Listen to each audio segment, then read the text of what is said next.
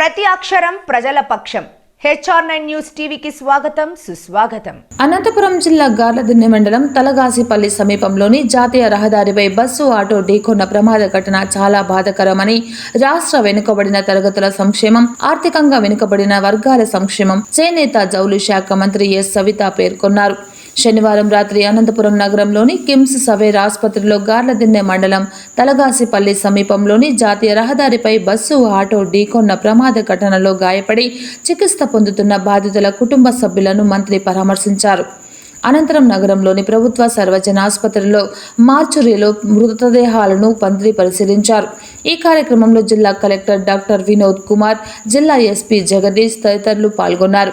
ఈ సందర్భంగా మంత్రి సవితమ్మ మాట్లాడుతూ ఆర్టీసీ బస్సు లారీని ఓవర్టేక్ చేస్తూ ఆటోని ఢీకొనడంతో ప్రమాదం జరిగి 7 మంది చనిపోవడం దిగ్బంధకరమని అన్నారు.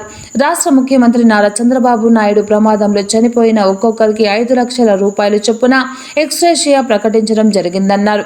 ప్రమాదం విషయం తెలిసిన వెంటనే జిల్లా కలెక్టర్, జిల్లా ఎస్పీ అప్రమత్తమై బాధితులను ఆసుపత్రికి తరలించి చికిత్స అందిస్తున్నారని, ప్రభుత్వం తరపున ఆసుపత్రిలో 5 మందికి చికిత్స అందిస్తున్నామన్నారు. ఇలాంటి ప్రమాదాలు జరగకూడదని, ప్రమాదాలు జరగకుండా చర్యలు తీసుకోవాలని జిల్లా కలెక్టర్ ఎస్పీకి ఆదేశించారు. ప్రమాదంలో ఒకే కుటుంబంలో 4 చనిపోయారన్నారు. క్షతగాత్రులకు ప్రభుత్వం తరపున మెరుగైన చికిత్స అందిస్తున్నామన్నారు. భవిష్యత్తులో ప్రమాదాలు జరగకుండా తగు చర్యలు తీసుకుంటామని తెలిపారు. యాక్సిడెంట్ నిజంగా చాలా బాధాకరమైన విషయం. ఒకే ఊర్లోనే ఆటోలో జంక్షన్లో ఆటో టర్నింగ్ లారీని ఓవర్టేక్ చేసి ఆర్టీసీ బస్సు యాక్సిడెంట్ జరగడం, మరి అక్కడ 7 మంది చనిపోవడం, ఇమీడియట్గా ఏదైతే మెసేజ్ రావడం ఇమీడియట్గా ఎస్పీ గారు, కలెక్టర్ గారు రెస్పాండ్ కావడం. ఇక్కడ కొంతమంది హాస్పిటల్లో కూడా సుమారు 5 మంది ఉన్నారు. 5 మంది కూడా ట్రీట్మెంట్ ప్రభుత్వం తరఫున ట్రీట్మెంట్ ఇస్తున్నాం. మరి ఇలాంటివి జరగకుండా తగు చర్యలు కూడా తీసుకోమని ఎస్పీ గారికి, కలెక్టర్ గారికి కూడా ఆదేశించాం. మరి ఇక్కడ చనిపోయిన కుటుంబాలు కూడా, ఎందుకంటే అందరూ సుమారు ఒకే కుటుంబంలో కూడా ఒకే కుటుంబంలో కూడా 4 ఉన్నారు.